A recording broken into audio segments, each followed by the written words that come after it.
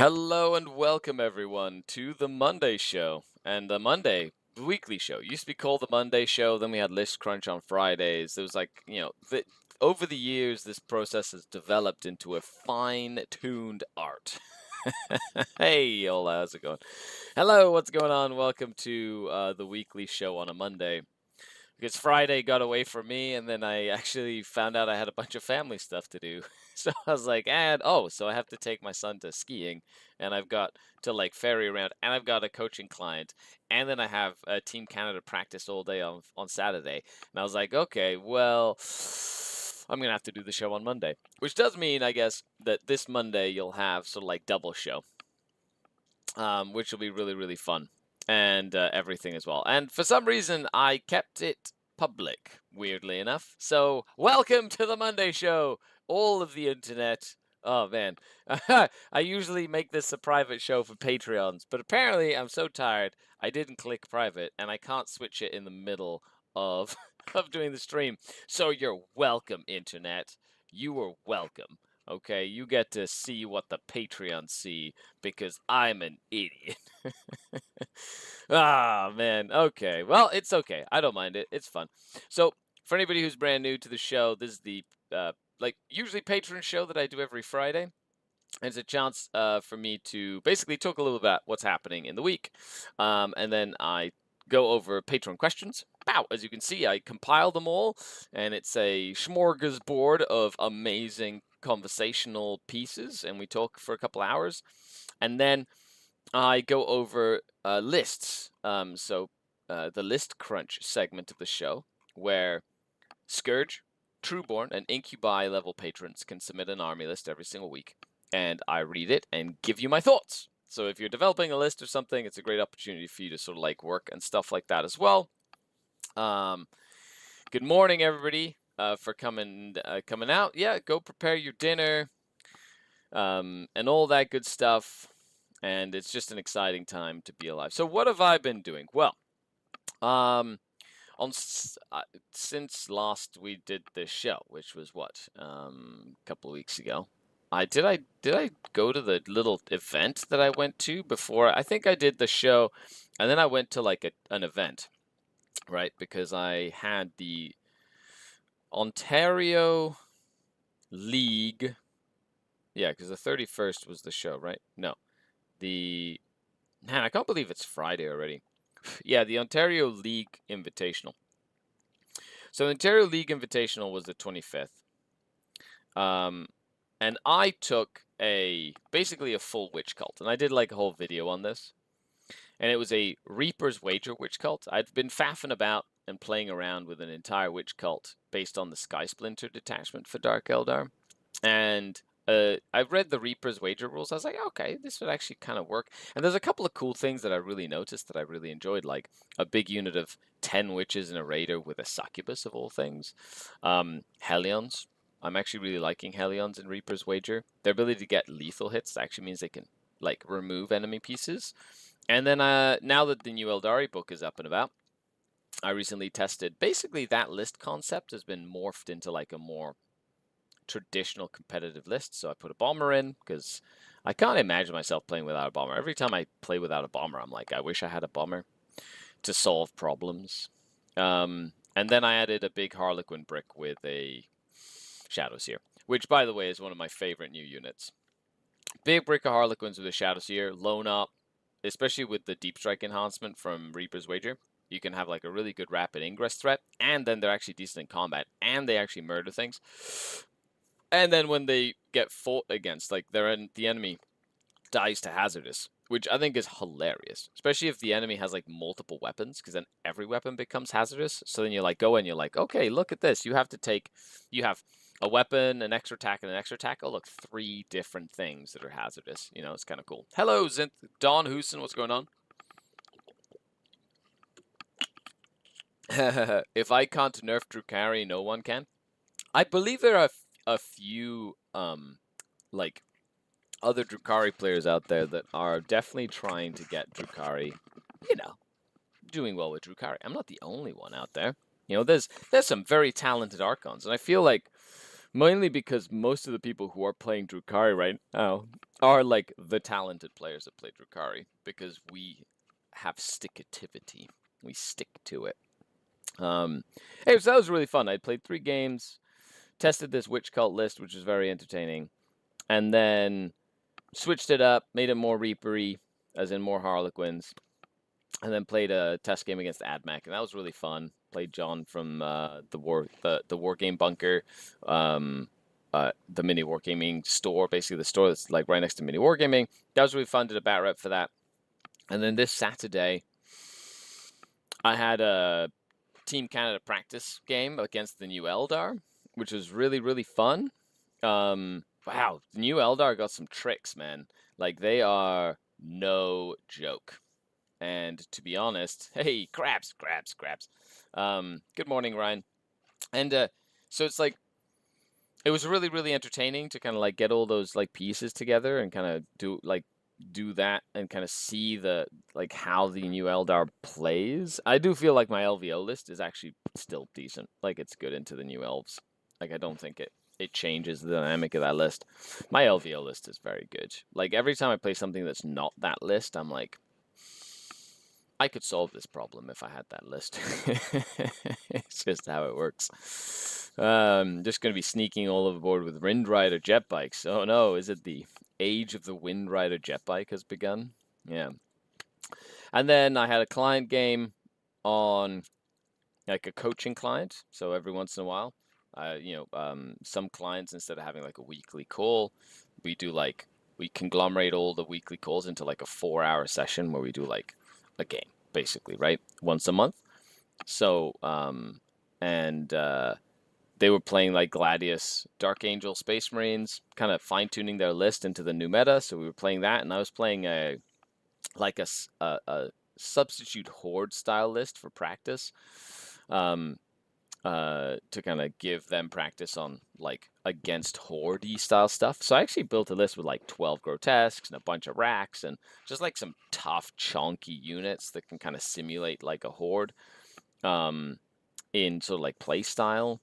And that was very interesting, which actually gave me some really good ideas for like playing a more coven centric army. Although I need to convert one more grotesque. I only own 11. I was like, why do I only have 11 grotesques?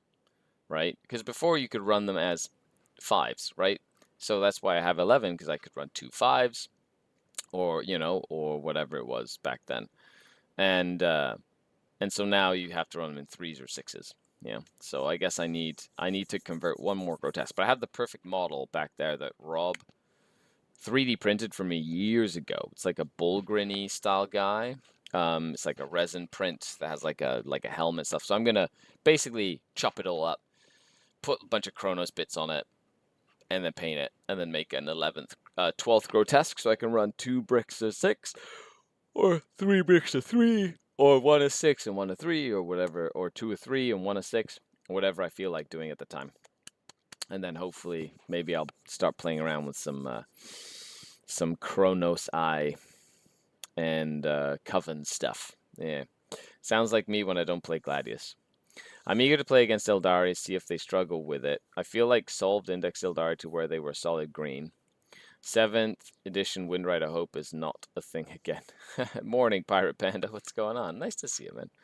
No, like, I think it's not a bad thing if you have like options. I think Dark Eldar have some good matchups in the new elves, but there are a couple of key things in like new Eldar that if you're not aware, and to be honest, my evening opened up. Like I was supposed to have a game this evening for my Happy Crumping, for the Happy Crumping team event that we're doing at Happy Crumping Wargaming, where we've got all my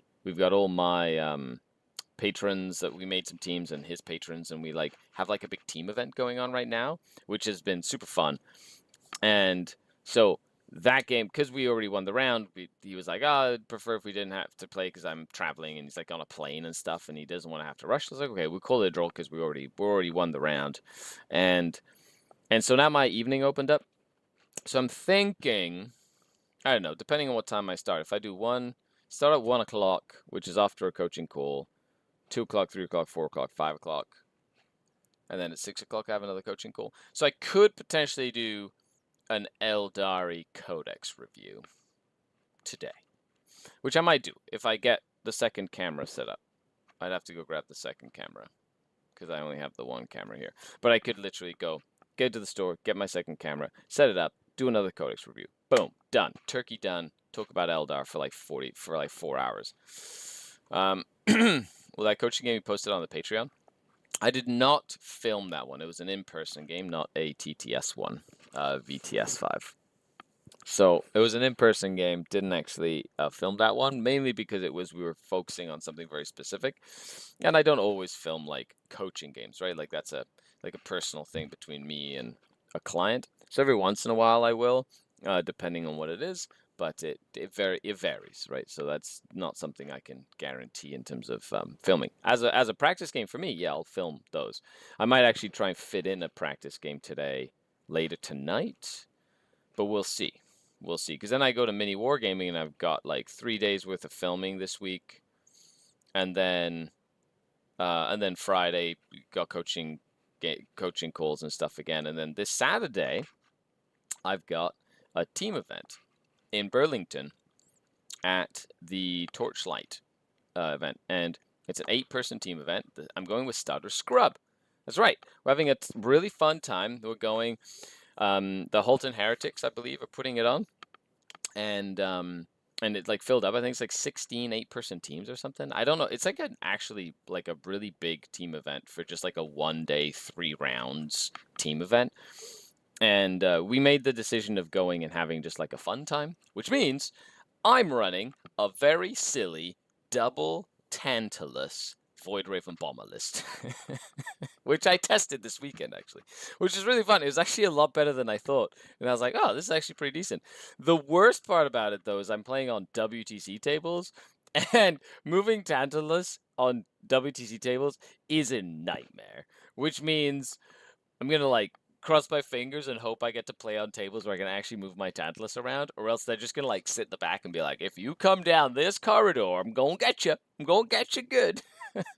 So we'll see. It might be terrible, but it's fun, and I haven't played the double Tantalai in a while. I'm going to be taking Archon Sepsis, which is the Archon that Dustin bequeathed to me, or gave to me, and Archon Sepsis, I just need to give him a blast pistol instead of a splinter pistol. But Archon Sepsis is going to take his Tantalus, and then Archon Scar is taking his Tantalus, and then they're going to have a Tantalus off. They're gonna have a little competition to see whose Tantalus survives. Yeah, it's going to be super fun, Luke. I've got Rat Ogres for GW Grotesques, Xenomorphs. Yeah, no, makes sense for fun grotesques. Well, Bonsai Kitty says, who would you suggest for US-based Space Marine coach? A lot of coaches are EU, play on different terrain. I find the meta will cover much different. Well, I can coach any faction, right?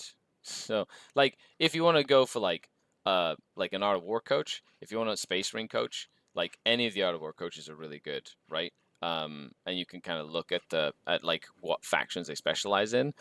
And but I also play Space Marines. I play Black Templars, and I play on the terrain you will be playing on. So I would be remiss not to say, hey, I can coach any faction. I've seen that RW, I'm assuming that means Reaper's Wager, boosts our general damage instead of survivability. Do you feel some 9th vibes with it? Do you believe that players can reach the value Sky Splinter overall? I think Sky Splinter is the better competitive choice, basically because of the utility. However, I'm having a lot of fun trying to make Reaper's Wager work. I think there is a place in which it sort of like can do better than Sky, but Sky's technical pieces or technicality of being able to jump in and out of transports and stuff just plays the game the way that I feel you need to play the game to win with a squishy army like elves, basically. But yeah. Okay, let's dive into some of these questions, and then we'll get going with the list crunch segment. Owl Duke asks, he says, hey, Scary, how do you feel about epic characters being so prevalent these days? I vaguely remember that fielding named characters was just more of a hassle in the past, and distinctly remember that playing special characters in Warhammer Fantasy was very much frowned upon. These days, guys like Demon Primarch, Guilliman, Silent King are just everywhere. Yeah, so how do I feel about it? See, the thing is, before, when you had like regular characters, you tended to be able to do, because of the way War Gear worked back in the day, you could have a generic character and then buy War Gear and upgrades and things to that character to make it cheaper and more effective than any of the name characters. So a lot of the times, just making a generic character tended to just be better, like more competitive. And then for name characters, they had some like maybe some wacky rules or some crazy stuff, and they tended to have like a caveat that was like, if you want to play this character, you need to play at least this many points.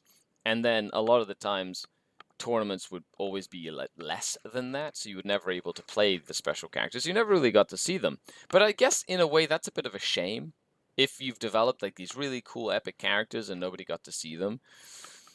But back in the day, that was like normal. It's like you heard about them in the lore and you might have played them like in one-off fun games, but you never really saw them. And then what they decided to start doing is sort of limit the war gear choices and things to like what's in the box and things like that. And therefore, Epic Heroes became a way for them to add really cool rules and dynamics to the game. And so if you want like some really cool zany kind of rules interactions, then the epic character, the epic hero is like where you're going to find that, if that makes sense. And I'm okay with it. I think it's okay. Then again, when you're playing like a mirror match and both of you have the same Demon Primarch, it's like, okay, that's really funny. Here goes Mortarion versus Mortarion or whatever it is. And even now, some of them are not really as efficient. Like there's some that they're not made equal. Epic heroes do not equality make. And things like right now with the new Eldar Codex, right? Those Phoenix Lords are kind of wild. But it's gonna be Codex Phoenix Lords for a bit until people realize that they're really expensive and they kind of like do their one thing and then tend to die unless you're Dark Reapers jumping in and out of a Wave Serpent. Yeah, anyway, I'm impartial to it, is what I'm trying to say. But they are everywhere. And they tend to give your army, like, some good buffs, which is why you see them. But that's sort of like the thing. They're big, chunky models, miniatures. They're, like, epic heroes, and it sort of, like, adds a lot to the cinematic value of the game, which I think is the whole purpose of it. Now, if you ever play something like a Crusade, epic heroes kind of get shafted, because if you play like Crusade, they don't gain experience or take battle scars, which just limit their growth in a campaign to just what you get in the box. And then you can make generic characters get really cool and have cool upgrades and create a story in of themselves, and they become their own epic heroes. So depends on the game format you play, because if you play Crusade and you're playing epic heroes, you're just missing out on a lot of the like cool battle honors and things that you can kind of use that way, right? I feel like relics were the reason. Yeah, like you could add relics on to like characters and stuff and gear and all these things. Like one in your army can have this cool piece of gear or whatever, and then you could like custom build your characters to make them like way better than a lot of the epic heroes back in the day. My opinion has flip-flopped over time, says Zinth, but I think I'm tired of Primarch level characters in army. Arma and Typhus, awesome. I'm tired of seeing Magnus and Mortarion. Yeah, it's like the scale of the game is too small for like mega characters to show up. It's like if you've ever played a game like Legion Imperialis or Epic, right? Or Battlefleet Gothic or any of those like higher scale games where you're playing a game, but like each unit you use is essentially an entire army. So like your unit is your army, and then that army is like a large army of Warhammer 40k or whatever, right? And so if you were to zoom in to like a little firefight between two little detachments, right, fighting in like a little corner of an epic battlefield, like that's like 2,000 points, maybe 3,000 points, and it lasts like 30 seconds while you like murder each other. But it's like in the greater scheme of things.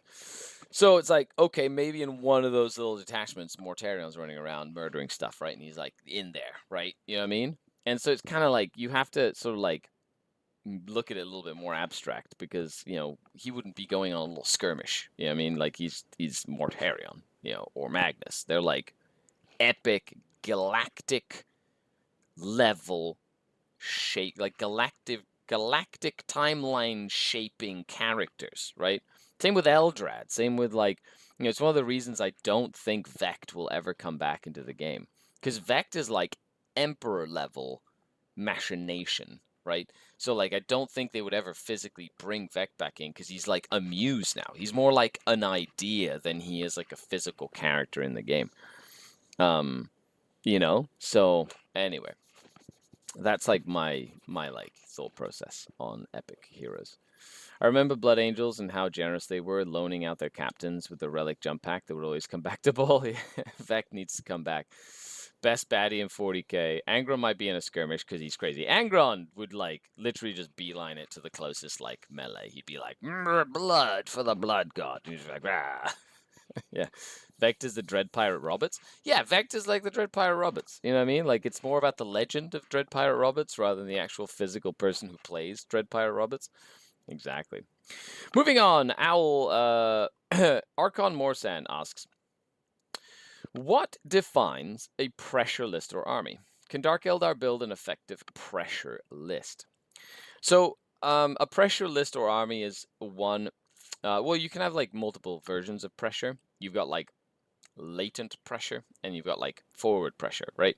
So like latent pressure is an army that says, ooh, I've got all of these out of line of sight guns and I can sit here and blast you into oblivion. So the pressure is on you to move forward and act. Like the pressure is on acting, right? So that's like a latent pressure. Like sit back, I've got a bunch of mortars and basilisks or whatever, and if you don't come forward, I'm just going to blast you into oblivion from back here, and you have to do something about it. The other type of pressure is like forward pressure, which is like Thunderwolf Cavalry, a very aggressive scouting build, Gene Stealer Cult list that has like 30 Gene Stealers that like deploy in your face. And that style of pressure list is basically pressure to physically applies that pressure on the upfront to try and pin you in your deployment zone to trap you, right? And so that's what like defines it. There's different types of pressure style armies. Now, can we build an effective pressure list? We can build sort of a pressure list. I think our pressure list is more like waves of pressure. So if you wanted to build a pressure list like pressure, you'd do say 2 beast packs that can run up and pin your opponent in your deployment zone, and then you have like a secondary wave that stages after the beast packs, kind of create that line, ready to jump out and do some damage, whether it's Incubi, Witches, Courts of the Archon, you know, and Reaper Harlequins, whatever it is you're doing in the secondary wave. And then the last wave is like the like shooting pressure that can like come down lanes and scourges to jump in and out. It's just not as effective as say Thunderwolf Cavalry, which are very pressure, or like a infiltrating Terminator unit that like sits in front of you and goes, if I go first, you've got 40 Terminator wounds you have to deal with. Good luck, you know, that sort of thing. Yeah, so. I'm really hoping for Inari to introduce a generic warlord, as Rain shouldn't really show up every battle. Yeah, no. But she's literally, like, in the lore, though, she is the Inari. Like, if you read any of the Inari books, like, the Inari is, like, where she is where the Inari are. They're like a little cult. They, like, follow their cult leader around. And they don't really leave. You know, like, when they leave, like, they don't really leave the cult. They, like, she's just there all the time, surrounded by her Inari cultists, like literally. So I think lore-wise, it actually makes sense that she's kind of everywhere. We need more 3,000 point games. Oh, if only we had enough time for that. I feel the only way to bring Vectin is with his Dace of Destruction, never being able to disembark, and when you destroy the Dace, he just teleports back into Karma. Like, would see, you know, if anything, it'd be like a tentless size, like, you know, party boat, basically. And you'd just be like watching the TV screen as his minions do all his bidding, you know. But thanks for your question, Archon Morsen. Beebus asks, hey, Scary, Thanks for being an awesome ambassador for the game. You are very welcome. I just play the game how I enjoy playing the game. So I'm glad that folks resonate with that. I've signed up to my first tournament next month. First tournament? That's fantastic, which is both exciting and nerve-wracking. And we'll be taking some of your pearls of wisdom about having fun and being an awesome opponent into it, even though I fully expect to have my rear end handed to me 3 times a day. And you know, at your first event, I highly recommend just going. Go to your first event and expect to play 3 games of Warhammer. And that's it, or 4 games of Warhammer, whatever it is. Just play some Warhammer. And then from there, you learn. And if you enjoy that whole like trying to win and like problem solving and stuff, then you kind of learn how to like adapt your list and get better at like the competitive aspect of the game and develop a system to sort of like be more efficient and work well when you're tired and things like that, which is something that takes practice. But yeah, just going to an event is the first step. Yeah. My question is, have you been to Warhammer World before? I have. I'm going next week. If you have anything particularly special to look for, they've got a Tantalus in stock. I'll be nibbing one. Yeah. So yes, they do have a giant Forge World store there. So if you want to buy Forge World, they sell Forge World there. And if you go, it's a big game hall. Bugman's Bar is awesome. You get good food. They're actually like quite good food there. They've got the tables to play. It's just like a game store, like a giant warehouse game store. This Warhammer, I think they have the best stocked Games Workshop store you've ever seen. It's like massive Games Workshop shop, and then you've got the Forge World shop as well.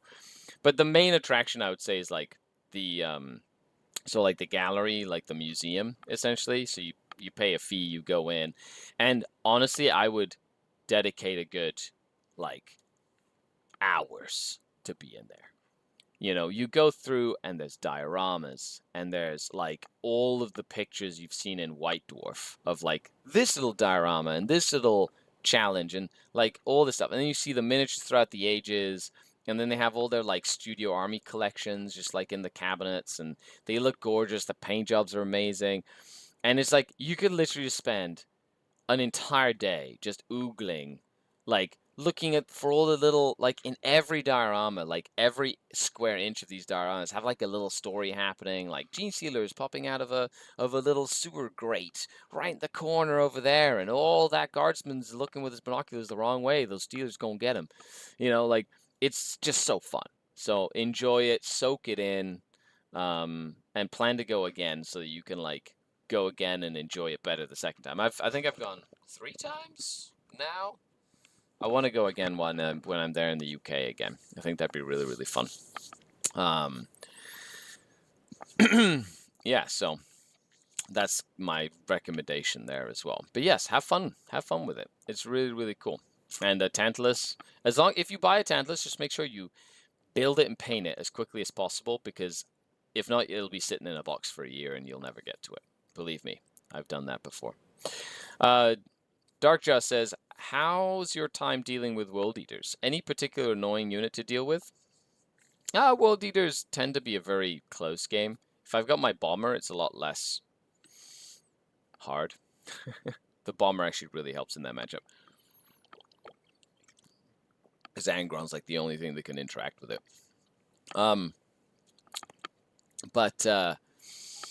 Annoying units, I think the Spawn are probably one of the most annoying units because of the 4-up Feel No Pain, and they just score a lot of points. There's like, everything else is just murder. You just try and kill each other. It's very straightforward. I think the highest or the most dangerous part of a anti-World Eater game is the terrain. Yeah, like if you play on like Layout 7, which is what I did at the World Championship, there's Bayit. Okay, that just makes the game really hard because there's like no firing angles, and they hide, and then they just rush you and get you, and apparently make an 11-inch charge to then take your home objective and pull your objective down, your sticky objective, and then you lose by a point. Yeah, that's what happened to me. I did do a secret mission that game though, which I was very proud of, by the way. I pulled it off. That made it a 1-point game. That secret mission saved my butt. Okay. Great question, though. Oh, yeah, says, will you try any new Inari lists? And what do you think about the detachment? I'll kind of go over the detachments when I do the video. I'll basically do the review. I'll talk about that. And will I try any detachments within Ari? Yeah, sure. I've got Evrain, I've got the Incarn, I've got the Vizark. I might as well try a few things, see how I like it. You know, I do like the battle focus mechanic. Battle focus is way powerful. I love battle focus, like a lot. It is very, very good.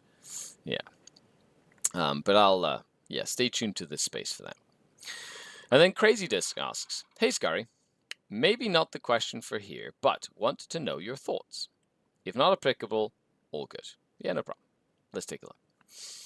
In the local scene, I am winning all my games. And even playing with less points. People don't like that. You're not supposed to tell them you're playing with less points, you know? Or you just keep a bunch of stuff in reserve and forget to bring things in. We're all prepping for upcoming tournaments, so I want to play the list and play to stress test it. Question. How do you remain humble and still ask people for games, though they are likely going to lose? Worth noting, people still say I'm fun to play against. Yeah, so it's good to, like, if you're good at the game and playing compared, like, that's the thing is, and I'm going to be brutally honest here, if you want to improve your game, you need to upgrade the people you play against.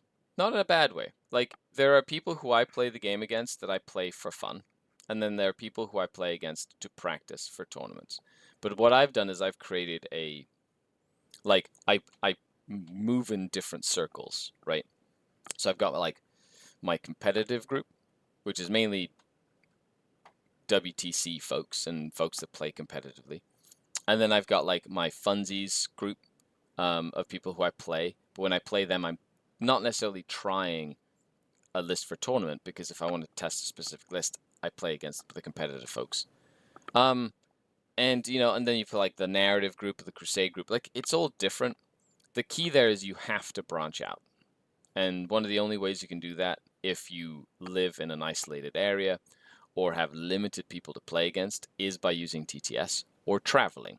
So those are two things that you can do. You can either travel and find games with a different play group that's more competitive focused, or the level's a little higher, or you have to get involved with a tool like TTS, which then allows you to find people who are better than you at an international level, and then create a sort of like roster, right, of people who you can call on for competitive practice, right? And I think that's important. It's, you kind of have to move outside of that comfort zone. And you can still play with your friends and stuff like that, but instead of making it like set tournament practice, because you want to make sure you're like losing in practice, right? Like, you need to push yourself in practice. You need to put yourself under pressure. So then in your other games, you can try weird lists more than anything. Like, I'm going to try a list with all of this one unit or none of this unit or whatever. And you can still play your full games, just test wacky concepts that kind of push your creative thinking process. But if you want like real competitive practice, you're going to have to find competitive people to play against. And you can still play with your friends with regular, but that's going to be like, it's going to go through the motions. Or you can start really training the people who you play against, if they're open to it, and basically playing two games in one. So you play their game and you play your game, without being disrespectful, of course, but you can like essentially help them make the best decision that would affect you in the worst way. So you're essentially trying to help them beat you, right? But like really try them to help them beat you. So then they learn how to beat you, so then they get better and give you better practice games, right? I think that's just like overall a good long-term strategy for that sort of thing. Yeah. Yeah, but I hope that helps with that. Thanks a lot for the Q&A, everybody. Let's move on to the list crunch segment. Now, of course, if you're a Trueborn, Scourge, or Incubi level patron, you can submit an army list every single week. Of course, Scourge and Trueborn and Incubi level patrons also get access to all my practice games that I've been posting on the Patreon. Usually it's like once or twice a week, and it's like my TTS practice game, so you get to see like a full uncut 4-hour game where I play. I think I talk through all my processes, and those get released every single week as well, so you can improve your game. And I hope that helps all of you get better at stuff. Quam Bok says, I follow the rules a lot closer than my roommate / regular opponent does not when they're playing. I'm playing, okay, how do we both maximize our score? Yeah, so like, that's another good thing is like, kind of like helping them with their score to maximize it, or like, hey, you could actually drop me down. I only have like 3 OC on this objective, that sort of thing. It's important. Have you ever lost to a meme list that just took you by surprise, like Old Infinite Guard or Mass Gaunts or something weird like that? Hey, Scary, salutations from Chile. Hello, Tao, what's going on? Salutations from cold and snowy Canada. So, yes, I've lost to meme lists. I think one of like, when you go to a big event, actually, running into a meme list is an actual real threat. Like, if you practice a lot, and then all of a sudden you go, oh, there's 1,000 people at this event, and you run into like your usually first or second round is some of the most dangerous, because the first round you could be paired into anything, even like your worst matchup. Even if it's not like high in the meta, it could pair into you, and it's like your worst matchup right there in front of you, round 1, because they will lose against everything else, but against you, they will win. And then all of a sudden you're like, uh-oh, now I'm in trouble. One of the funniest ones I ran into was back in 9th edition against Custodes. And the player I played against was running 24 or 25 Sagittars? Not Sagittars. Yes, were they Sagittars? I don't know. They're like a custodian, a Forge World custodian that had like a heavy bolter and a last cannon. And they're playing like Emperor's Chosen or something, which allowed them to advance and shoot without penalties. Or they could advance and shoot normally because of their katas. But they could advance and shoot. They could ignore penalties when shooting, and they all had Misericordias in combat, which are like just AP2, a bunch of like attacks each, and then they had 2 banners. One that made them like stealth or benefit of cover, and the other one that gave them +1 attack in combat. So each of them had like 6 attacks with little stabby, like strength 5 or strength 6 stabby swords in combat, and it was like the perfect storm, right? Because it was literally all of the best weapons against me. A bunch of strength 5, heavy bolters, a couple of last cannons, and then a bazillion just little attacks in combat. And they ignored penalties to hit, so like my stealth was useless, my all the like AP stuff was useless as well. And what's really funny is that sort of thing is more common when you play on TTS, because people don't have to physically buy or paint the models. So if you go to like a TTS tournament and you run into meme lists, more often than not, that's where you're going to run into them. A huge shout out to the People's Panzer. Thank you so much for the super chat. I really appreciate that. Means a lot. Hey, Scary. I'm struggling a lot into the new Eldar. How do you personally handle very fast armies with lots of shots like Grey Knights and Eldar? So, hiding, like number 1. I think using your footprints and your runes effectively is like the number 1 thing. Secondly, screening a lot. You have to make sure that you keep them in front of you. And then really just tackling the primary score. I'm trying to prevent them from like scoring all their primary points. If you go and look at my first game at the LVO, that's like me playing against Grey Knights. That's how I really play into a lot of those fast-moving, multiple-shot style armies. You like layer and sacrifice your like units to go out in a specific like go out, do something, go out, do something, go out, do something, and then you try and tackle their primary score, right? So kill the things that are on objectives. Make sure you send objective control units to stop them from scoring points and all that good stuff. And that's just part of the whole process. As for things like Eldar, especially if you're playing into the new Eldar, there'll be a couple of times where like, yes, that the Wave Serpent's moving like D6 +1 and then disembarking a whole unit in your face, and they shoot you with a bunch of like Dark Reapers and they hop back into their Wave Serpent and stuff. Like, that's really annoying. So it's about target priority. Like, I've played against new Eldar once, and just from that game alone, I'm like, ooh, okay, I know I need to kill that Dark Reaper Wave Serpent quick, right? So kill the Wave Serpent, and then Swooping Hulks don't have uppy downy anymore, so you're really not going to see uppy downy, but they might have some reserves. Jane Czar's unit can super advance really fast, so they're really killy. And then like Lycus's unit can like get up really close and personal and charge you. So you're like, you know, you kind of prepare for that. You go, okay, an elf is rarely going to send all of their things at you at once, because if you kill multiple things of their army in a single turn, it's going to be very hard for them to come back from that war of attrition. So a lot of the times an elf army will like send one thing at a time.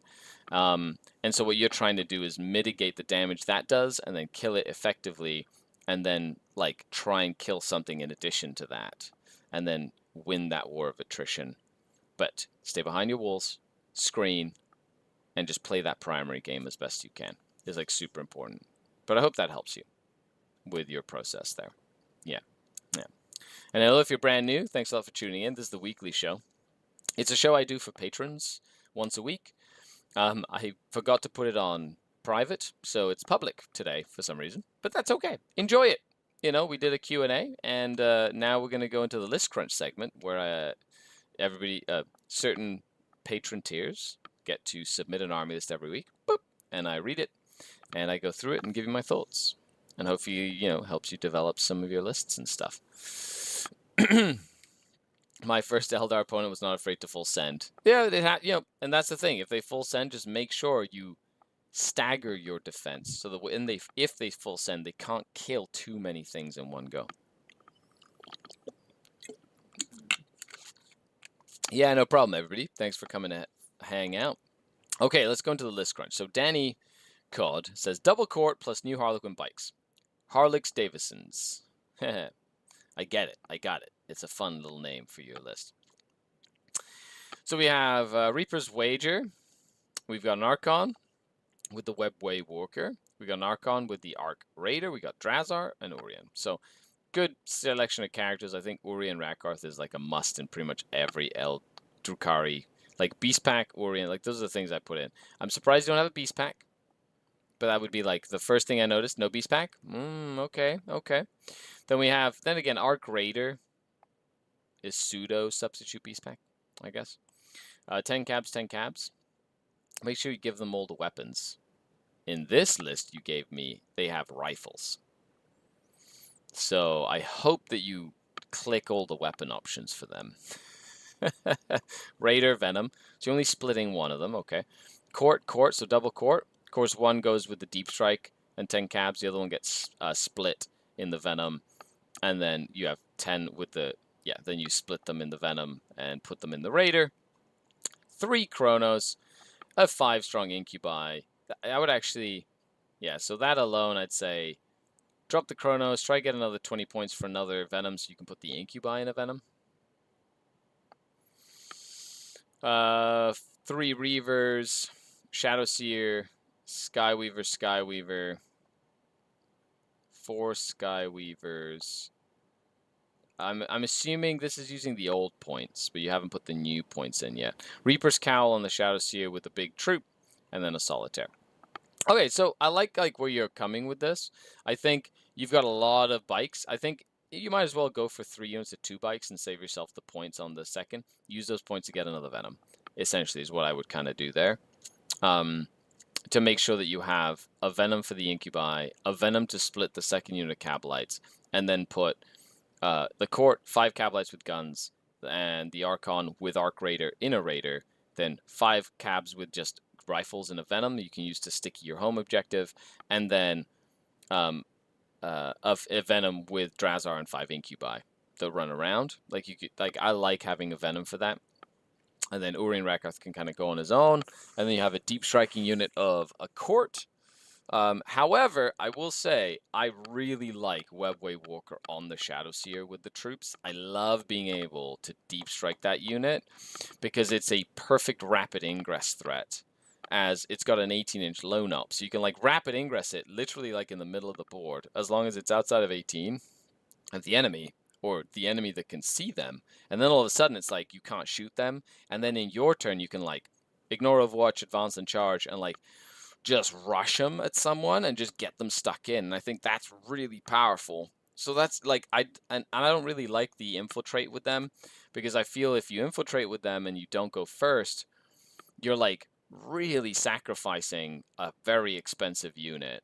And they're annoying to deal with, but it's still like it's like 200 and some points, 250 points or more, 200, almost 200, almost 300 points in 12 models that like are right in front of your opponent. And if you go first, great, but if you don't, like, oh, it stings. It stings when you lose him, right? Hello, Panda, what's going on? Hello from Canada. Stuart, rooting for you to smash the ITC this year. Thank you very much. I'm really looking forward to it. It's going to be a lot of work, but I'm definitely looking forward to putting the work and effort in and showcasing and documenting the journey and all that good stuff. So it's going to be it's going to be super fun. I'm really excited about it. So then we have yeah. Other than that, that's kind of like my initial thought process. I don't think you need the solitaire. I think you could get rid of the solitaire because you have enough combat options. If you want another lone up, I think a Death Jester would probably be better. And he's got the Battle Shock mechanic now, or a Void Weaver, which then gives you access to a little bit more Haywire, and then another lone up thing that you can use. Just some thoughts, right? But I like where you're coming from. You're focusing on the bikes, which are great for like rapid ingressing or reserving to put pressure on tanks. You've got some punchy stuff. You got a couple of courts. So, and you've got like 3 main combat bricks, which is good. You just have to layer them appropriately because they're going to die once you commit them. And that's just how the game works so far. But let me know how it goes. And as you practice games, I'm looking forward to seeing how you develop this list. Yeah. Moving on, we've got Charles. Says, good day, sir. Good day, Charles. Hope your week is treating you well. It has so far. Working on a Reaper's Wager list. Not sure on the Skyweaver bikes yet, but I know there are a lot of vehicles in the meta. They are a lot of vehicles in the meta. Also going back and forth on the Death Jester. Been loving the Harlequin troop with Master so far, with the new Eldari rules. Lots of damage, points are updated, points so far. Skari looks at Solitaire like an ex compared to his current love, the Void Raven Bomber. I did have the Solitaire in my list for the longest time when I was playing like initial versions of my Real Space raid back in early 10th edition. Because like the only, like a Death Jester and a Solitaire were like the only things that kind of like I felt kept me relevant in the meta. But then I sort of like, I just learned. And the Solitaire, every time I use a Solitaire, without fail, it disappoints me. Its bark is way louder than its bite, in my experience. Every single time. And I hate it because I want it to be so much better. Then again, I haven't tried the new Solitaire that has 4 wounds and a 4-up invul save. Ooh, what a change. I do think he's definitely much better in the Harlequin-based detachment because of the fact that, you know, you can spend a CP for stage death or whatever and he just comes back to life, you know, which is crazy. But, you know, it is what it is. There are no vehicles in the meta. Look at Deathwatch. Don't look at my list. The list with only vehicles. The Solitaire with no Overwatch strat seems super scary. Yeah, like, that's the thing. The Solitaire is super scary. You know, can move up to 24 inches. Ooh, can charge. Ooh, has like 11 or 12 attacks. Ooh, you know, super scary. And then, you know, it goes into something and like literally bounces. Oh my gosh, bounces almost every time. And it just makes me so sad. So sad. Every single time. Can you tell it has hurt me in my soul? Like I'm still talking about it. It's been like 5 minutes of me reminiscing about the Solitaire. Let's move on, shall we? So Circus of Pain, an Archon with Arc Raider and a Beastmaster. Nice, and Drazar. Get good lineup of characters. 10 cabs, 3 Venoms, double Chronos, 2 units of Incubi. Yep, I like that. 10 Mandrakes, 2 units of 2 Talos. They're very good in Reaper's Wager. 1 Death Jester, 1 Troop Master, 2 Skyweavers, a big, and then a small troop with a Star Weaver. See, if you're going to do the Troop Master, I do like the Troop Master and the small squad in a Star Weaver. I think that actually works really well. And then avoid with a prismatic cannon. I personally prefer the Haywire cannon, but because you've got the Haywires on the Sky Weavers, I don't think you need it. Now, personally, I would prefer 5 Scourge over the Void Weaver, because I think Scourge are very important. And I would definitely try and put in some Dark Lances. Not because they're good, or better than Haywire anyway, but because they are... and I know it's 5 points more expensive, so it's like, where would you find 5 points? That's the hard part.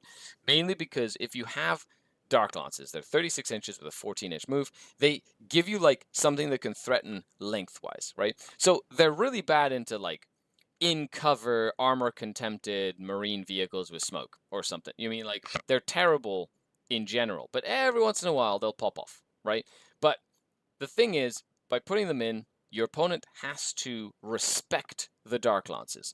If they don't respect the Dark Lances, there is a chance that they will pop off, and all of a sudden, that tank that they put down a firing lane disappears because your Dark Lances just popped off.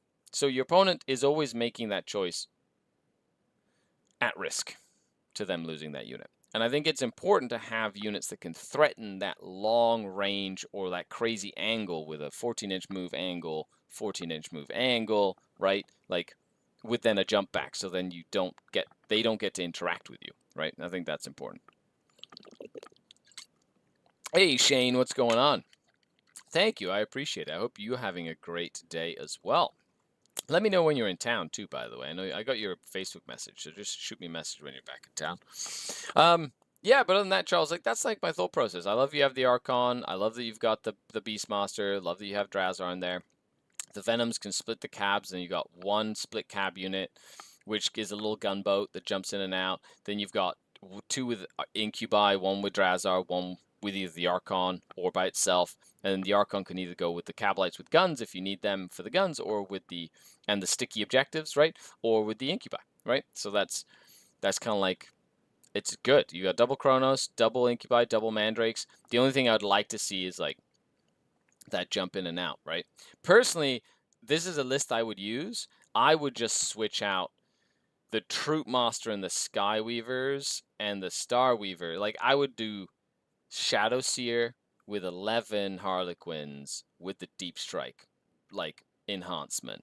And that's like, so I would like use a lot of the elements you do, but the Harlequin element, I much prefer the, like, the Deep Strike. Like, after using it once, I really like that unit. It's very good. Very, very good. And I was thinking about it today, talking to a coaching client who recently played into, like, the Khorne Demon detachment, and they had like a bunch of juggernauts of Khorne or whatever, and I was like, oh man, into those units, like they've got the mount attacks and the like Khorne bloodletter attacks. You run that like Harlequin unit into them and go, each of your models has 2 weapons. That's double hazardous for the entire unit, and for every one you roll, a model just explodes. Yes, more my pretties, you know? And I just found that hilarious, that you could just run a bunch of Harlequins in, like cackling, being like, I hope you don't roll any ones. Anyway. Yeah, man, absolutely, Shane. Lewis says, did you say the Shadow Seer has an 18-inch loan up? Yeah, new Shadow Seer has 18-inch loan up. That's his special powery thing. He has 18-inch loan up, and any melee weapon that targets his unit becomes hazardous. It's actually really good. It's very, like, you go into like Astra Militarum and they're like, let's attack you with Rough Riders. They might kill your whole unit, and then and then and then he goes, oh look, I'm gonna attack you with horses. I'm gonna attack you with the guys on top of the horses, and you're like, okay, take 20 hazardous rolls, please, for your 10-man unit. And they go, ugh, and then and then any ones they roll, they just explode. Ah. Oh, it's so good. It's like the suit of hidden knives all over again, just like for an entire unit, not just for like a model. I love it. It's just really fun. Yeah, his troops are completely sold out. Yeah, I know. They're like spicy. And then with the deep strike, you can like deep strike them and stay 18 inches away from the enemy, right? And then you basically go, okay. So that's what I'm really liking with like Reaper's Wager right now. like if I'm going on a tangent, sorry, Charles, I'm going on a tangent on your list here, but you know, I've kind of told you what I think about the list itself. Is you've got like in the list that I played this weekend on the battle report this week, I've got like a unit of Harlequins that can rapid ingress, but then I also have a 10-man brick of Hellions, which I can also rapid ingress. And so the key there is, do I rapid ingress? Like they're both going to rapid ingress, right? But is it which one do I do turn 1? I mean turn 2, and which one do I do turn 3, right? So that's like the important one. It's like, okay, do I deep strike the Harlequins and then like pressure with Harlequins, or do I rapid ingress on a flank with the Hellions and go and like give them lethals and a pain token and see just how much stuff they can kill before they die? You know what I mean? And I like that dichotomy, having like two big bricks of like murder, right? One of them's like very tricksy with the Harlequins, with death wounds and things like that you can send into like tougher targets or things that have multiple attacks. So then you can like try and kill them, or very tough stuff. Like imagine going to brick of like Deathwing Knights, or like I played against that Thunderwolf cavalry army at the event. If I would have had new Harlequins, I would have been like, oh, Harlequins, right into that Thunderwolf cavalry unit, because you've got the Rider and the Wolf, and a lieutenant and a lord, right? So you have 8 wolves, 8 wolves. That each have 2 different profiles. That's 16 hazardous rolls. If you roll 3 ones, right, that's just going to explode 3 wolves, right? And that unit just instantly dies. And you might have not even killed all my Harlequins because I have 4 up invul save. And I have all the dev wounds on top of that might fight you. Anyway, so it's like, it's just exciting, okay? Anyway, then you complement that with the Hellions that can go on like a rampage and kill skirmishing units, you know, that sort of thing. That's when I'm glad to have 37 troops painted. By the way, pro tip, you can use Yildren River Blades from AOS as troops. They fit super well. Oh, cool. Nice. Thank you. I saw the troops selling out and panic bought 4 boxes. Got the last 2 from Noble Knight when 12 people had them in cart. You just yeeted them. You're like, yeet, yeet, yeet. Grab them, go, go, go. Go, go, go, go. Oh, buddy, old pal. Okay, moving on. Crazy Disc says, hey, Scary. Hello again. I've been working on this list for a while and was pleasantly surprised when you ran something similar to LVO. Great times. Well, that's literally the list I've been running for since Sky Splinter came out. Actually, it's really funny. I originally put the bombers into my list because back in the day, there was this mythical creature called 10 Desolation Marines that didn't suffer any penalties for firing out of line of sight. And they were brutal, like brutal in early 10th edition, before they started making actually balancing them. And that was why I had Void Raven bombers in my list, because I needed to fly behind the wall they were hiding in and murdering them all. Like, that was the reason I had bombers in my list, and they just never left, and I love them. Anyway, let's go into your list. Main difference is you ran 2 units of 5 racks and 1 unit of 3 grots, and I'm replacing them with another Cabalite unit and a Venom. The other thought is a second Beast Pack and a unit of Rex. I've been enjoying the extra sticky units. More Cabalite warriors in a Venom, always a good idea for Dark Eldar. Always. Like, you cannot go wrong with 20 Cabalites and 2 Venoms just to split them into 6 separate units, right?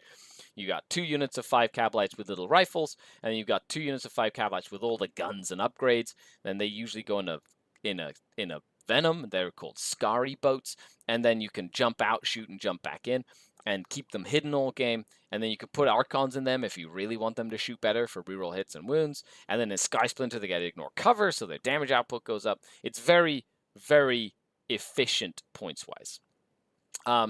Second Beast Pack is really good. I think if you're an expert level Drukhari player, you only need 1 Beast Pack, and you can use the second Beast Pack cost for other stuff. But 2 Beast Packs is good, especially if you're a newer Drukhari player, because Beast Packs are good. They're just good. And they're a good point investment. But let's take a look at what you're running. So Sky Splinter, Archon with Nightmare, Beast Pack with Spiteful. Ooh, I like that little upgrade there. Nice to go and get like a cheeky first turn or second turn extra pain token for going to murder a unit of scouts on an objective. Lilith and Urian. Great you know, the Spiteful Raider is like one of those things that you don't have to, and a lot of people who I play against will never, ever deploy a unit on an objective. Like, ever.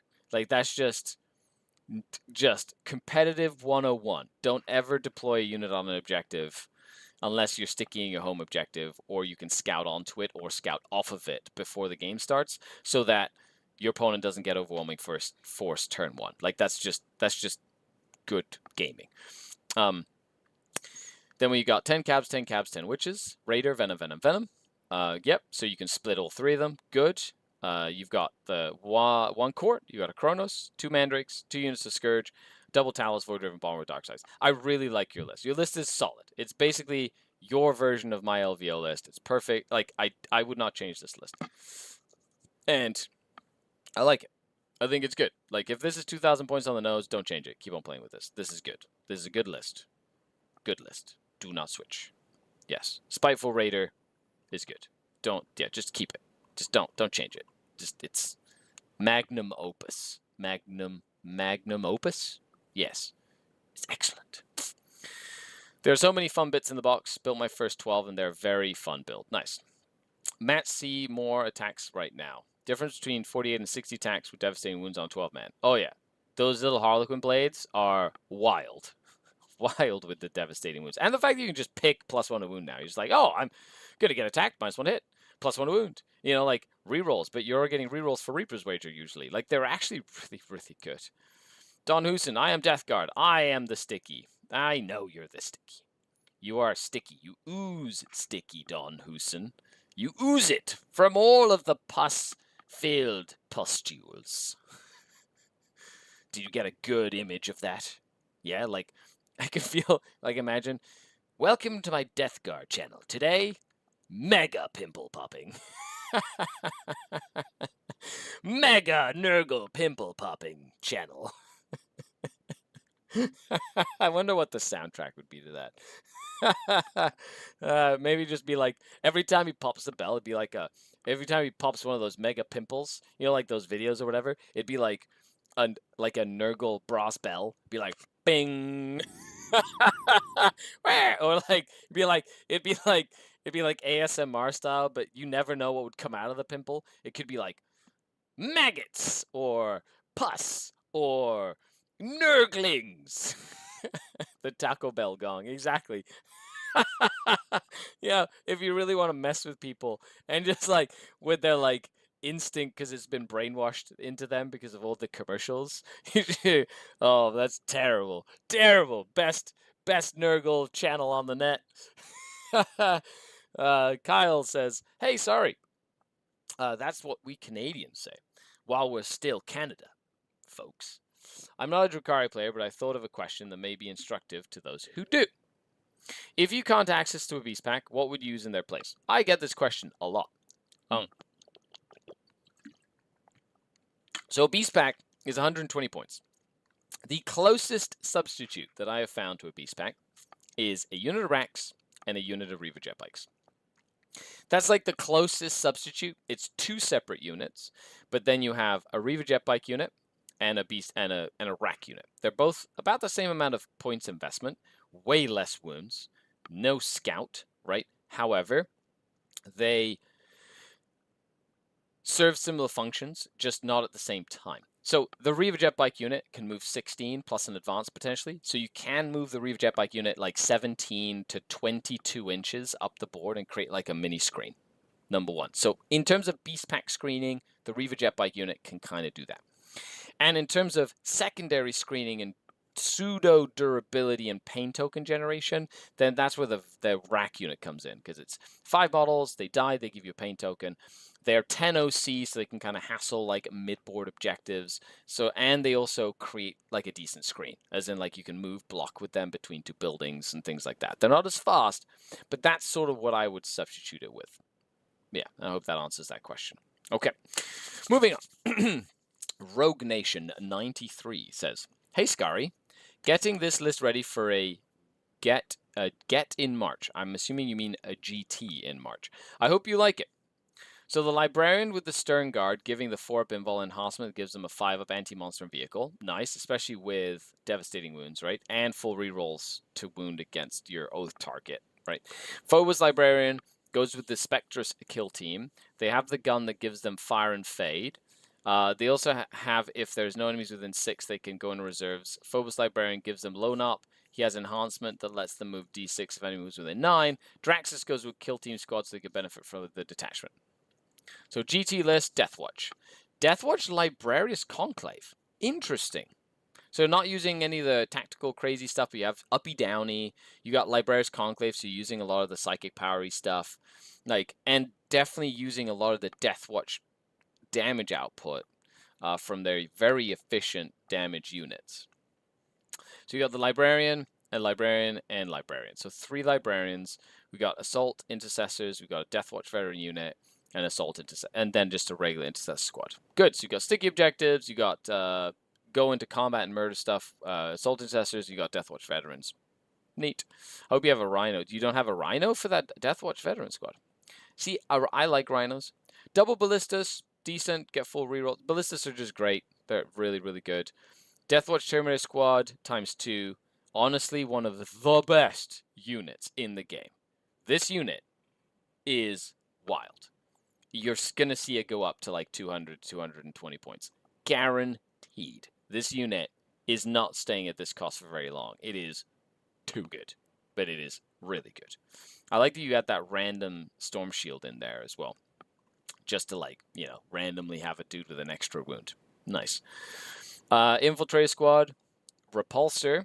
Okay, so there's your transport. Nice. Spectrus kill team with the infiltrators.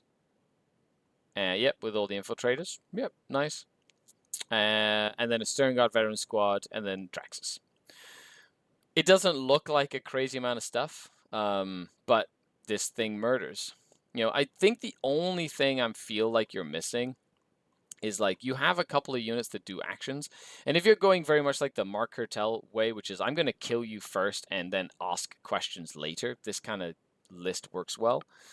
Personally, I would probably split the Deathwatch Veterans to 2 units of 5.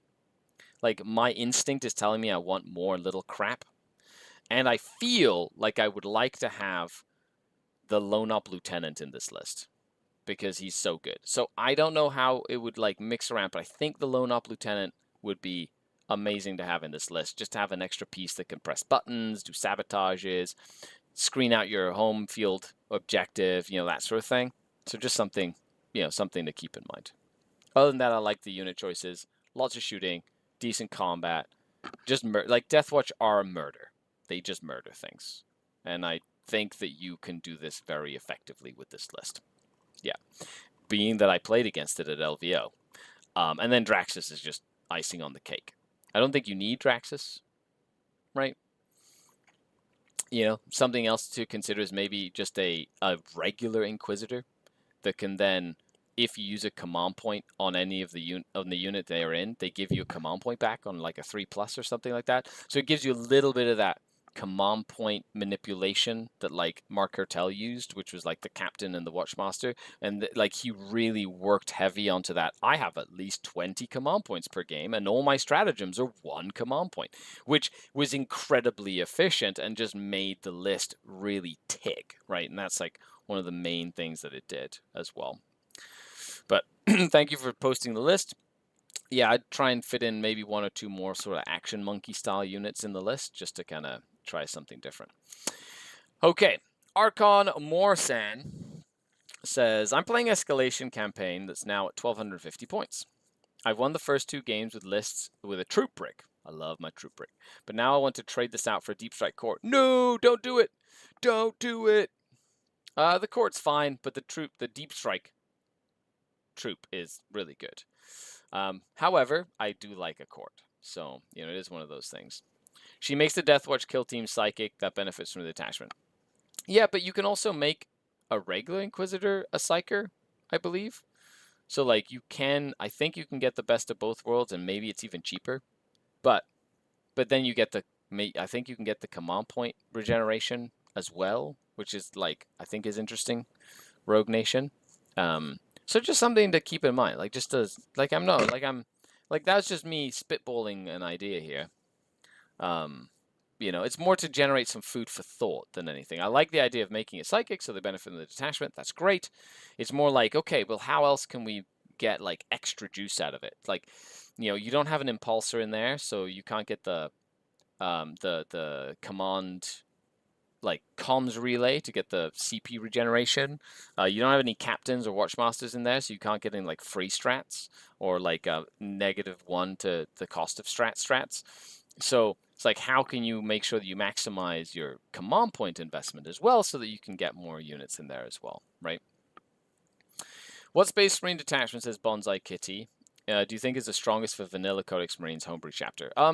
If you just want a very good detachment, you either run Gladius or you run Vanguard. Those are my two favorites. Yeah, I like them the best. Gladius over Vanguard, if you're just running generic stuff. So, Archon with Webway Walker, nice. Beastmaster, Urien, Cabalites, Arc Court, Chronos Mandrakes, Scourge, Talos, Skyweaver. I'm assuming that's 2 Skyweaver, Solitaire, Voidweaver. Urien is a boss. He tanked 21 Purifying Flame wounds last game. Urien Rakarth is a monster. If you are a Drukhari player, I highly recommend you try and convert, find, source, print, or just make out of silly putty an Urien Rakarth. He is worth every single point. Yeah. Unless he's on camera and I'm playing him at LVO, the most important tournament I could play, and then he doesn't come back 4 times. You know, just to really rub it in. Mishgun 2K says, Skari, thoughts on army built around combat patrol boxes, so mostly Cavalites and Raiders, trying to build on a budget. I actually just filmed a my state of the faction for the Art of War, which I will be posting up to the patron as well, like today or tomorrow. But yes, I built a list. I built a list that is a beginner-friendly Drukhari list, and it's a detachment agnostic list. It can go with any detachment, and it's based around 2 patrol boxes, 2 combat patrols plus stuff, and it is something that I would take to a tournament, and it would be fine. Like, you would be able to win games, and you'd have fun with it, and you'd learn how to play Dark Eldar with it. So, yeah, it's basically 2 combat patrol boxes plus a few things, essentially, is what it comes down to. Necromunda Rogue Dock is a great conversion. Yes. K Cosmic, what's going on? Yes, 100%. Urien is camera shy and enjoys the power he gets from your pain. He did. He literally just enjoyed the soul-crushing pain that he created when I rolled that 1 4 times in 8 games. Boo. Jiffy Lube says, hey Skari, what are some good ways for Drukhari to complement the Ironstorm Space Marine list for 2 vs 2 RTT? Sky Splinter Assault versus Reaper's Wager. Reaper's Wager, because it's more aggressive. Yeah, especially if your Ironstorm friend is just playing back. No problem, Michigan. So, Archon. Yeah, the list is good. Like, this list has all the elements you need. The only thing I would try and do is fit in I played with the deep striking Court of the Archon in Reaper's Wager, and I liked it, but I didn't like the 16 strong or the 15 strong one. Didn't like that.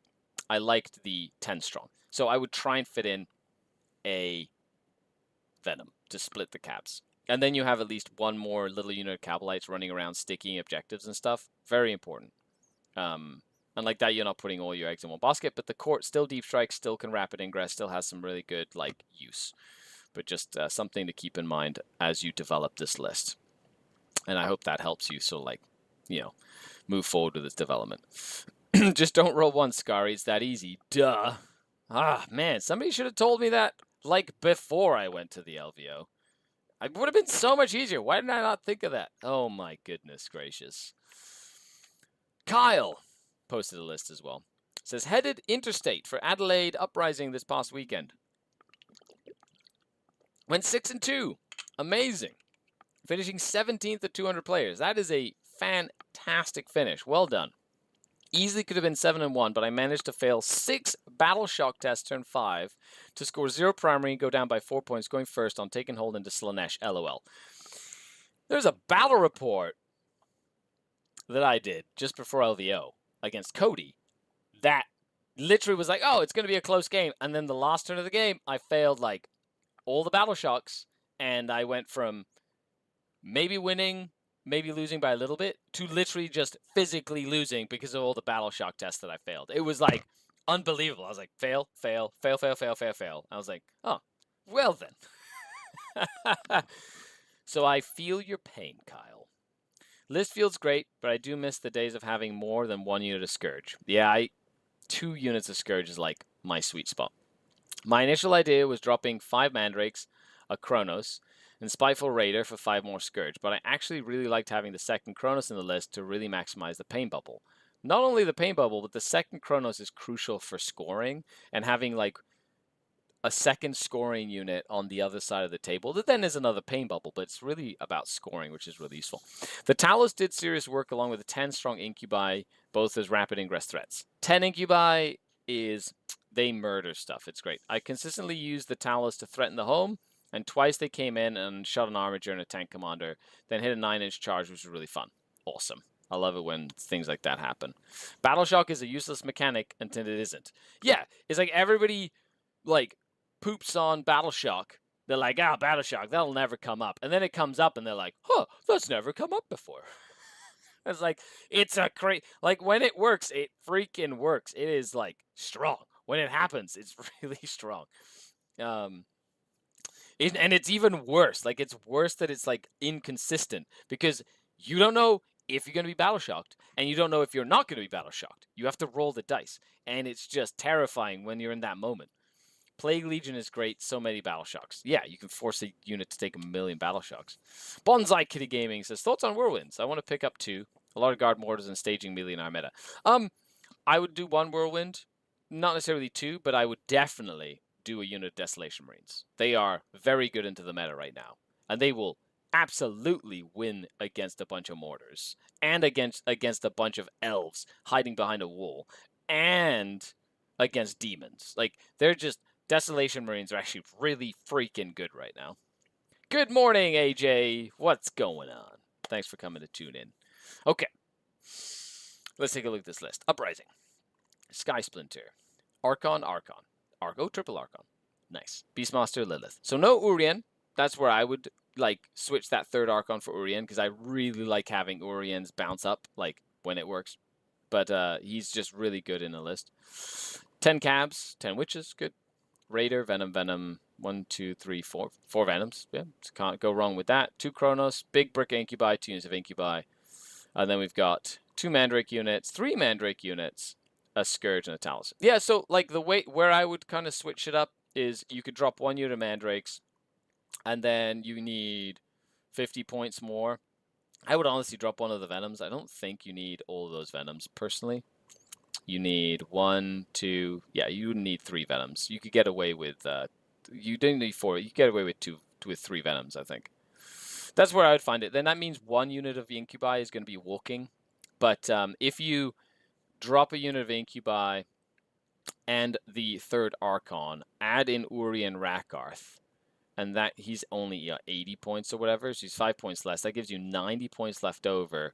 So you could actually add like a Death Jester, or you could add, I don't know if you can add a Death Jester to this detachment anymore, but you can add, I don't know, another unit of Witches, or like, there's like a unit of, if you drop, it's funny, if you drop the Spiteful Raider, then you'd have 100 points to work with, and then you could add in 100 points worth of stuff, you know, like, anyway, there's a whole bunch of different things you kind of do with those points, but like that's where my head goes. It's like, oh, I don't really need that many Venoms, but then again, I'm used to running like 2 Venoms and a Raider because they're easy to hide, you know, on most tables. But I really like your list, actually. Your list is like very smashy, very killy, and I would definitely recommend it. But having that second unit of Scourge would be a huge difference, especially if they were Haywire Scourge, so they could like complement the Talos as well. So, however, you don't have the Bomber, which I would be very terrified of going to a tournament with no Bomber, because then I'd run into Mortars and I would be very sad when I can't go kill them. Yep. Yep. Did I miss a list without metal models? They are impossible to find. They are. You have to convert them. Use those hobby juices to convert, any model that you want. That's how that works. Luke says that thanks patrons for sponsoring this free Q&A. Bedtime for me. Need to defrag. No problem, Luke. Thanks for coming to hang out. It's amazing how the meta moved away from indirect shooting to how fast it's returning. Oh yeah, it's crazy. It's like indirect fire is always a latent threat. It's always there, hiding in the shadows, ready to, shoot you when you least expect it. Don Hooson says, for Desolation Marines, do you reckon they want an impulsor to fire out of? Or do you think they'll be fine with just obscuring in most events? I know the Void Raven loves eating those t-shirt cannons. Oh, yeah. I guess you could do an impulsor if you wanted to, but, make sure you have a secondary unit to put in the impulsor. So, you could do, I'm going to put an impulsor with Reavers or incursors to, scout it up or something or whatever. And they go, okay, it's a scouted up dedicated transport. Or then you could go, you know what, I'm gonna do I'm gonna put the desos in it or whatever if they can go in it, so that Void Raven Bomber doesn't nuke my desos, right? So it forces out. But then you lose the ignore cover and abilities and stuff, but you don't always need that. You just need to keep them alive, So that's something to keep in mind as well. Converts pass in tournaments and such. I'm just building Drukhari Army slowly. How do I start conversions? I don't know where to begin. Yes, Cosmic, really need your help. Yeah, so you just have to... So basically, when you're looking at a conversion, you want to make sure it's on the same base size. You base it off of a model that's similar. So like Uri and Rakarth, you base it off of a Homunculus. And then all you do is try and get the bits, like extra arms and stuff. And kind of if Urian has 3 or 4 arms, you try and make your conversion have 3 or 4 arms. If he's got a specific piece of gear in a hand, you try and make sure that something represents that piece of gear in the hand, like a box, right? Like if it's got a square box or a syringe or whatever, you just make sure that those pieces are in your conversion. And it doesn't have to be perfect. You can use plastic glue, is very good. So plastic on plastic, so it melts together and bonds really well. And the key is to make it about the same silhouette, right? If you want, or same shape. If you make it too big, you're kind of screwing yourself over. If you make it too small, folks would be like, oh, you built it for advantage. The key is if it's the rule of cool. So if it looks cool and it's painted okay, yes, you can be like, hey, this is my Uri and Rakarth. It's his name is Stabby McStabby Face, but I'm using the rules for Uri and Rakarth. He's my Homunculus, my master Homunculus from my army, but I'm using the rules for Uri and Rakarth because that best represents him in the lore, or whatever. You could just be... That's the thing, is nowadays, I find that there's not as much, passion for that sort of stuff at a competitive level. Because people get so upset about, afraid about, ooh, okay, will they be allowed or not? Yes, they're allowed. If it looks cool and it's not some wacky thing that's way too big or way too small, and it's on the right size base, and it's you can be... This is Uri and Rakarth, right? Absolutely. All of mine have passed. Yeah, exactly. Urian wants to be a keeper of secrets. Confirmed. No. Imagine giant Uri and Rakarth keeper of secret size. People are way too shy about converting stuff. I know, and it doesn't help that a lot of the kits that you buy nowadays for Games Workshop are this is the kit. Look at all these really cool models. You buy a Kill Team set, and it's 10 unique models of Kill Team, right? But then they only go together one way. And you're like, I wish the arms were separate and the guns were separate so I could make whichever ones I wanted. Back in the day, you get an old tactical squad. They had every weapon option that you wanted, and you had to literally cut the pistol grips off the bolters to glue them to the hands. And if you were really good at it, you didn't cut off the little bit of the pistol grip here, the trigger, so that the trigger would kind of wrap around the finger of the Space Marine. You had to do that manually back when I was building kits. Anyway, I like your list. I like your list very, very much. I think this is a great list, Kyle. Well done. Good. It's a really, really nice list. Moving on, Sean. Army Sean says, hey there, Skari. I present to you the Death Watch list. Hopefully it isn't traumatic. You're going to make me relive the terror of LVO. Some notes. Yeah, still have a 2nd edition Space Marine holding a massive metal last cannon. I know, they were so cool. I don't love having so many points tied up in big units. but it's how the Black Spirit attachment seems to play. It does. I also worry that if I get a points increase, it'll be very hard to fit things, and I may have to adjust right before the Berry Bash, which is a tournament I run second weekend of March here in Barrie. It's filled up already, sorry. But yeah, we'll see. We'll see what they decide to do. I may have to adjust right before. So I'm considering running it in Gladius, if I must. This list is over by 65 points. Okay, I'd love your opinion on what to cut, sub, or adjust. I really think Draxus is neat and could be great in certain matchups, but I might be the obvious choice. Without looking at the list, I would say yes, the ally is the thing to cut. Number one. Unless it's a Calidus assassin, which goes uppy downy and is very useful. Gravis Captain, Judiciar, Lieutenant with Combi Bolter. Good. 5 Deathwatch, 10 Deathwatch, 5 Intercessors. Good for stickying objectives. Good. 5 Deathwatch Terminators, 10 Indomitor, 2 Indomitors, and then a Talon Strike kill team with a bunch of Plasmas, and then a Rhino. Oh, you do have a Calidus. Yeah, oh yeah.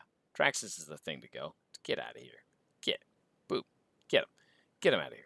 I think the biggest thing you could do is maybe split the Indomitor kill teams into multiple 5s. Like, I don't think you need the second Indomitor kill team with the 5 bolt rifles. Like, this one's great, but this one, you could cut that in half. Cut that in half, and then use the points for Draxus, and then make that something else, like a Land Speeder, or a Dreadnought, or something else. I think like you that's where the wiggle room is. Everything else works great.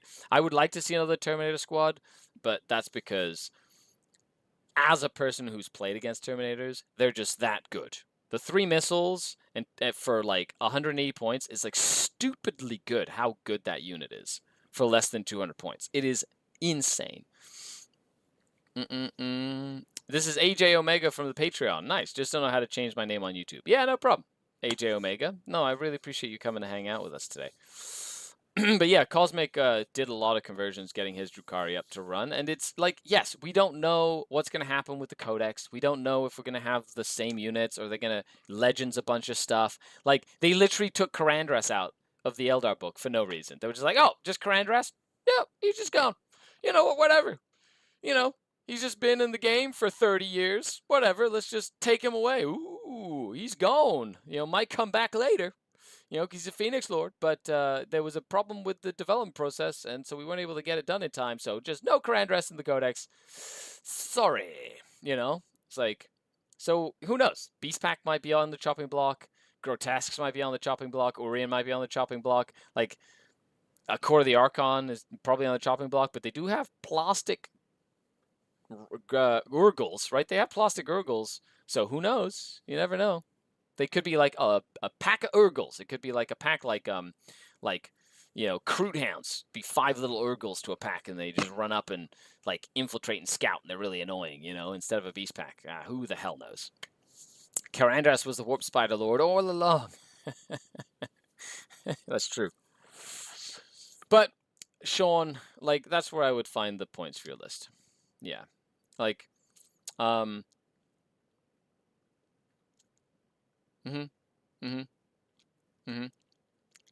I do like the Intercessor squad. Like, your list has a little bit more tools than Mark Hertel's list. But that's where I would find the points to fiddle around with it, especially if you're over points. Like, you drop Draxus, that gives you 35 points. That would offset this going up by 20. But then I think the biggest place you lose points is just this.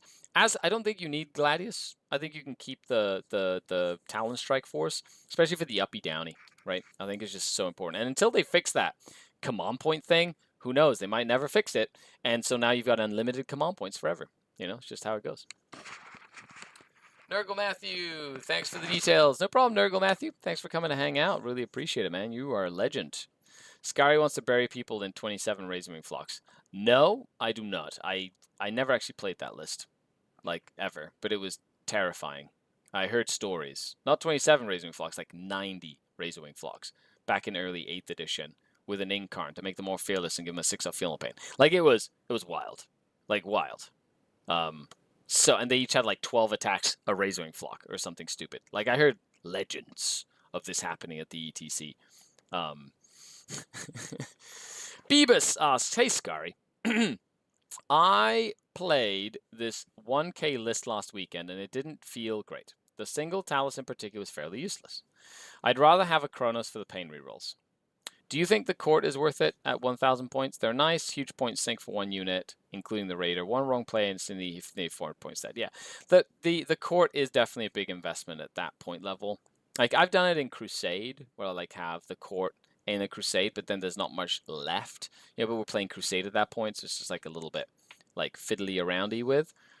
But yeah, that's like one thing you could definitely cut. I think having more units that are more versatile is better in like 1,000 points, especially if you're just playing like small games. The Chronos is an excellent choice. I think the Chronos is a very good choice. I would always start with at least a Chronos, and then as soon as I hit like 1,500 points, I would go for a second Chronos every single time. Are proxy courts an issue with GTs? Well, Malcivius, not really. Like you have to, as long as they know they're on the right size, the base size, they're armed appropriately, and you know, like if you're gonna convert or print something, make sure that you look at the model that it's representing and try and like extrapolate a similarity to it in shape, in weapon, in kind of style, and either convert it or print it or mold it from green stuff. Like whatever it is you need to do, there's lots of options. Convert it, kit bash it with pieces, you know, and then as long as it's about the right size and it's on the same base and it's armed in about the same way, right? Like that shouldn't be an issue. That's the whole point of this hobby, is get creative with stuff like this. So the Flayground Bullies, I like it. Archon, Lilith, I love Lilith. Cabalites and Witches, good. Raider, Venom, good, good. The Court, yeah, you could definitely drop the Court. Now, if you drop the Court, it also means you can drop the Raider. So dropping the Court, dropping the Raider actually gives you quite a lot of points. Then you just run double Venom. One to split the Witches, one to split the Cabalites. Archon goes with the Cabalites with guns and a Venom. Lilith goes in the Venom with the Witches. And then you have one unit of 5 Witches to do actions and do little mission stuff. One unit of 5 Cabalites to do mission stuff with. You got Mandrakes, perfect. You got a Scourge unit, amazing. Talos. Then you can buy a second Talos and actually make the Talos useful, and then you can buy a Chronos, right? So you double up on the Talos, so the Talos has a friend. Then you get a Chronos, the Scourge, the Mandrakes, and now you have a lot more play pieces to play the game with.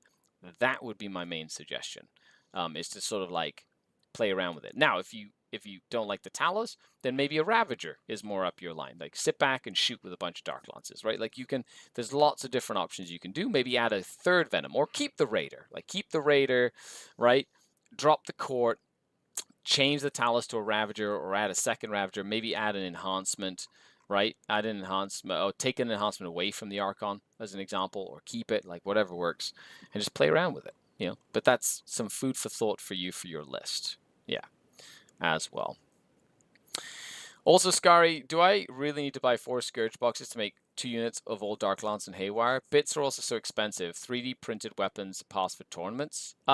So weapon bits are fine usually, and at Games Workshop events they tend to have a don't ask, don't tell policy. Whereas like, you know, like, they're not going to ask you, but don't like make a big deal about it. You know what I mean? Like, if you have to print Haywire blasters or convert Haywire blasters, whatever, and put them all, like that's fine. It's just a bit. I thought that you get 2 types of each weapon in a Scourge kit, but I could be wrong. I haven't bought a Scourge kit in forever. I own 4 Scourge kits, but a lot of my Haywire blasters came from Talos that I turned into Chronos. So I had the Haywire guns and I just cut them off. So you cut off. Like the Talos kit comes with 2 Haywires, like double, right? Because it's twin linked. So it comes off like this. You cut the little Haywire gun off, and then you go to the Scourge kit and cut the Heat Lance basically at like the tip, and you basically glue the Haywire from the Talos onto where the Heat Lance, and it's literally a Haywire. Like that's literally how I built all my Haywires. That's just basically how that works. I found proxy counts as rarely an issue at GTs. They're easy to identify people that have a size discrepancy. Correct. If they're on the right base, they're on the right size, and they're armed basically the same way, nobody cares. And as long as they're painted okay, nobody cares. People on Reddit are way over exaggerating the issue of conversions in GTs, and since they parrot it constantly, it's spreading on the whole internet. Correct. The hobby was built around converting and being creative and like sort of like creating what you wanted to see, right? Like back in the day, they didn't sell kits for pieces of gear and stuff. Like the gear that you wanted was like all over different places. And if you wanted the gear on a character, you had to convert this character to have what you see is what you get gear. So if you wanted to buy a piece of equipment for this character, it had to be modeled on the unit. And sometimes that piece of kit was like something you had to buy a different kit for and cut an arm or wrist off or shave it off and then put it on like somewhere. And so like that was like a huge part of the game back then. And that's what I feel like is something that has been sort of deteriorating over the last 10 years. So 90% of players can't ID a non-Imperial weapon anyways. Correct. Although I can. And I will judge you for it. It's one of each weapon. Yeah, sucks. I bought 4 to make a squad of Dark Lance, squad of Haywire, squad of Heat Lance. Then I got 5 bodies I can do whatever with. Yep. And I literally, all my Scourge are magnetized. I put little tiny magnets on their shoulders. And I can switch out the guns. Because every edition, they change what gun is good. They'll be like, ooh, Haywire is good now. Dark Lances are good now. Heat Lances are good now. Shredders are all of a sudden good. Splitter Cannons are the thing to take. So it's nice to switch them back and forth based on that. I run an entire elite army of beastmen that counts as world eaters. I literally don't have any of the official models. Nobody has an issue with it. As long as they're armed the right way and about the same size, right? I have a beautiful Tech Marine on the bike. I miss that stuff. I know. I miss it so much too. I still want to do Splinter Cannon Squad someday. I think Splinter Cannon Squad is low. I have one all cool converted and stuff just waiting to be used in like a crusade. Yeah, I'm going to use it in crusade. It's going to be such a good time. Okay, moving on. Phil posted a list, said, first new Eldar up to bat. Here's a balanced Warhost list that for learning the ins and outs. No new Phoenix Lords yet, so I can play with everything I have with a quick rebase of a few squads. Loads of movement. Shenanigans. I want to try tons of ways to use battle focus, multiple ways to re-embark, lots of infiltrates, deep strikes, access to uppy downy for CP, Night Spinner, Warlock, Shadow Weaver combo to make it really hard or costly for an enemy to move up and charge me. Yeah. I do think Shadow Weavers are like low-key really good. And a Night Spinner is also quite good. They just lost the dev wounds, which is a bit of a shame, but they still are like nothing to scoff at, and they're a lot cheaper now, right? So, Autark. I love that Autarks can join stuff now. It's great. Azraman, Farseer, Fugan, Warlocks. So, Fugan, amazing. Azraman, amazing. Farseer and Warlocks, cool. Like, I haven't really seen them too much because people are really focusing on the Phoenix Lords. Guardian Defenders with the Bright Lance, amazing. Wave Serpent, good. Dark Reapers, yes. I would actually go ahead and take up 10 of them. But since you only have one Wave Serpent, you know, Dark Reapers, Dire Avengers. Dire Avengers with Azraman, a really nice little tool piece. Dark Reapers with the Autark, right? I believe is like the way that you run that. A Falcon with Fire Dragons, right? With Fugan. Yeah, that's another cool little combo. Banshees. Now they can either go by themselves or go into one of the Wave Serpents or go into the Falcon. Like, you've got some options there. I really like the whenever you do get a chance to get Janezar, I think they're like a great like yeet unit, right? Night Spinner, Rangers, Shadow Weaver platform that can join the Guardian Defenders. I think that is the coolest thing that they added to these platforms. Striking Scorpions. They have Scout and Infiltrate now. So freaking good for 75 points. They are wildly good. Swooping Hawks. That's the one thing that, like, they lost their uppy downy, but if you have, like, the detachment, you know, that sort of thing. Warwalker and then Warp Spiders. This is a great list. I think this list has a little bit of everything. You got anti-tank, anti-infantry. You got lots of units, which is the important part. You have infiltrate. You have scout. You have movement shenanigans. You have guardians. I guess don't sticky objectives, but you've got ways to like move around the table, play the angles. This is a great starter list. Like, in terms of solidifying it, I would definitely do something like try and find a way, like maybe drop the Banshees to then get the Reapers up to 10 and then run them in the Wave Serpent. And then the Dire Avengers can just go on foot with their move and shoot and move and shoot, or shoot and move with Azraman, so they can like bounce behind walls and stuff. So you don't need the transfer for them. But the Dark Reapers do love that Wave Serpent, hop out, nuke something. And if you have a way to get them back in, that's a great way to do it as well. So just things to keep in mind. And of course, Warp Spiders are like the new, they're just great. Like, they're just so good. Warp Spiders are still incredibly good for scoring and getting points and just being places. If anything, I would try and get a second squad in there. But that, Phil, I love this. I know you and I are going to have a chat soon. So we'll talk about it, and I know that we're going to go into a couple of leagues and events, and so this is a good start to that, and we'll definitely break it down in terms of that as well. Watch a green tide player cry when you shove 15 Splinter Counter Scourge at them. Yeah, except they're all in cover, and then they get, like, if you don't have ignore cover, it's like literally pointless. And then we have Waffelhaus says,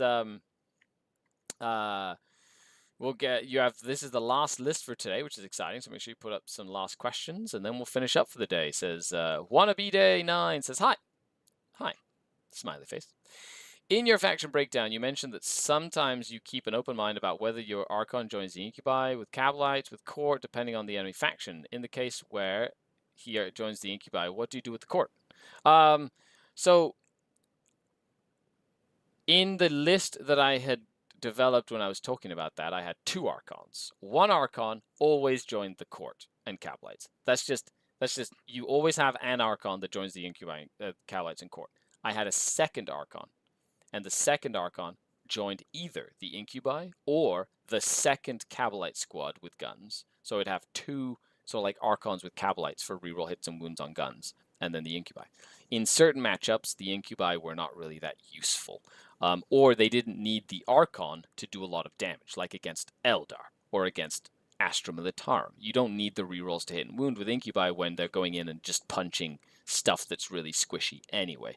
In which case, I would probably put them with without the Archon.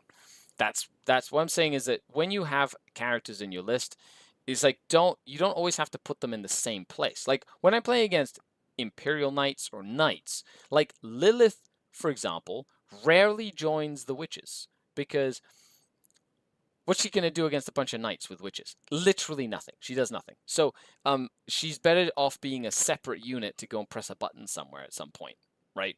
And so I have another unit to go do actions and stuff with, or move block or whatever, right? So you have to be creative with how you attach your leaders, and don't shoehorn yourself into the same thing every game, because in some games that's just not the right choice.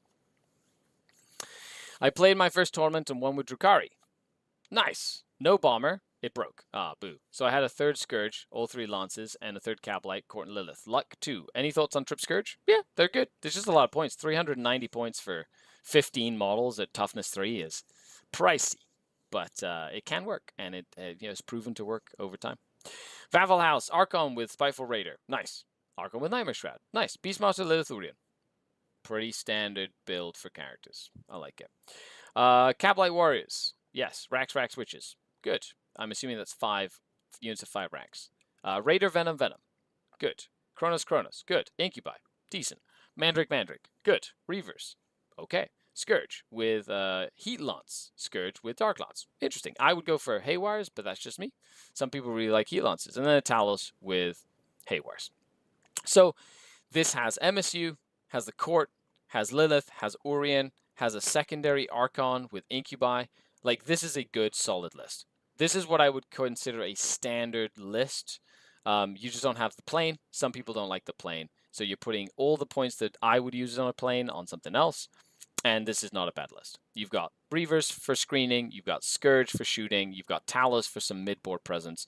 You have the Kronos for scoring with the Mandrakes. You have Rax for screens and scoring. You got Witches and Cabalites for scoring. Then you've got your damage dealers, which are Incubi, Lilith, the Arc, the Court, and of course the Beastmaster for some initial pressure. And then you have Urien Rakoth, which is a great tech piece, as long as you run him by himself and you run into the middle.